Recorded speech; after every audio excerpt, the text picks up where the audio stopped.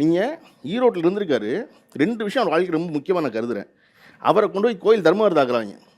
ஐயையோ ராமசாமி ஆக்குறாங்களே, முரட்டு பயலாச்சே, சொன்னா கேட்க மாட்டானே, இவன் வந்து அப்பன் பேரையே மாற்றினவனாச்சு மண்டியில். ஏன்னா அவங்க அப்பா வந்து தன்னுடைய தொழில் வாரிசாக ஈவேராவுடைய அண்ணன் நினைக்காம ராமசாமி தான் நினைக்கிறார். இவன் தான் சரியாக வருவான் போல இருக்குன்னு. ஏன்னா காசிக்கு ஓடி போன பொழுது கூட தன் உடம்பில் இருந்த எந்த நகையும் விற்காமல் இழக்காமல் பத்திரமா திருப்பி கொண்டு வந்தவன்.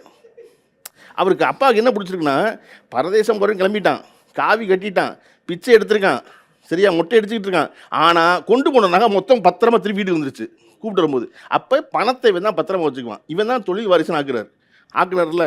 ஆக்கணும். அடுத்த நாள் சரி அப்பா கடை தானே, அப்பா பேர்லாம் நினச்சி மண்டி. அடுத்த நாள் அப்பா நான் தானேப்பா, கன்ஃபார்ம் என் கடை தானேப்பா, ஆமாம் அப்படின்னு அடுத்த நாள் போய் செஞ்ச முதல் வேலை ராமசாமி மண்டின்னு போர்டு மாற்றினது.